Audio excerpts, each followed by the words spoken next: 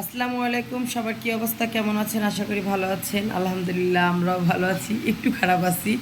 সেটা হলো গিয়া আজকে এখন মানে রাত বাজে, রাত বলতে হ্যাঁ 7টা আর 7:30টার মতো বাজে। রান্না বসাইছি এই মুহূর্তে, যে মানে আমার মাংসটা প্রায় হয়ে গেছে,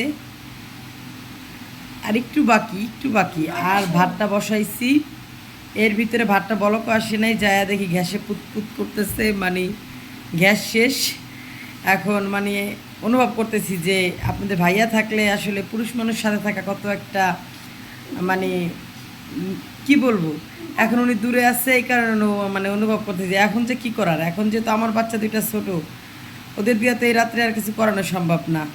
আমার মাথায় তো কিছুই ঢুকতেছিল না, কি করব।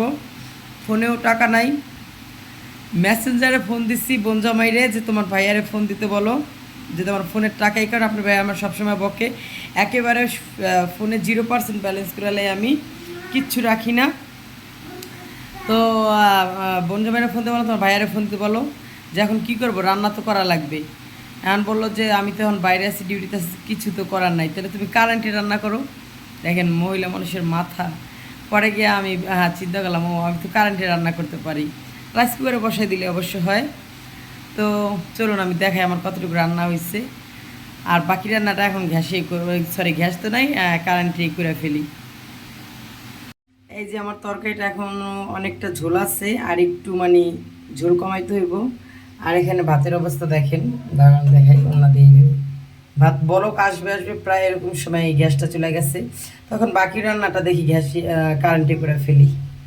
অবশ্য আমি রাইস কুকারটা কিন্তু এই যে বাড়ির থেকে ঢাকার থেকে আইনা যে রাখছি, আমি কিন্তু রাইস কুকার তেমন ইউজ করি না, কারণ আমার ভালো লাগে না রাইস কুকারের ভাত রান্না করা। এই কারণে আসলে রান্না করা হয় না। তো যাই হোক, দেখেন কিছু কিছু জিনিস ফালায় রাখলেও প্রয়োজনের সময় অনেকটা কাজে লাগে। তো যাই হোক, আমি কেনার পরে মনে করছি প্রায় 3-4 বছর হয়ে গেছে আমার রাইস কুকারে, তারপর মনে করছি যে এগুলো তো কোনো কাজে আমার আসে না। কিন্তু এই যে আজকে কত বড় একটা বিপদের থেকে আমি উদ্ধার হয়ে গেলাম, তাই না? তো চলে এখন বাকি রান্নাটা আমি বসাই দিই। এইদিকে যে আমার ভাতটা বসাই দিছি, ভাতটা হতে থাক।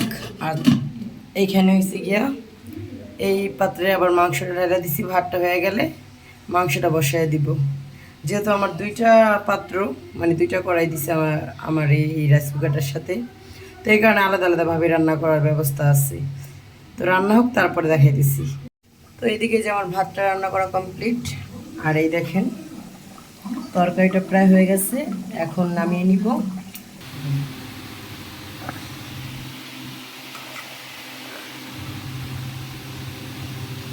আমাদের রাতের খাওয়া দাওয়া 3 মাস ছেলের।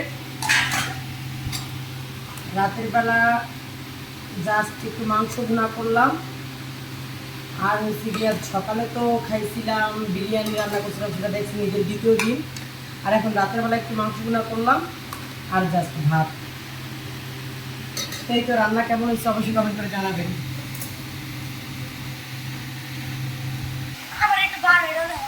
মাংসের কালারটা কেমন হয়েছে দেখেন। আর এখানে এই যে তারা মানে এই জায়গায় থাকে, টিভি দেখতে থাকে। আর ওই খাবার টাইম হলে তাদের আর কি ঈদের ছুটি চলতেছে তাদের।